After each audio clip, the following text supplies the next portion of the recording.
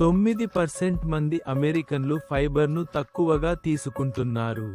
మీ ఆకలి GLP-1 మందులతో అణచబడితే, crunchy ఆహారం తినడం కష్టమవుతుంది.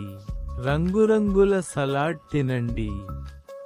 సంపూర్ణ ధాన్యాలు సరిపడా ఫైబర్ అందించడం లేదు.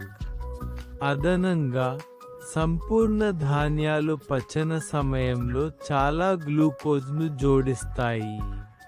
ఇది మీ చక్కెర స్థాయిని పెంచుతుంది.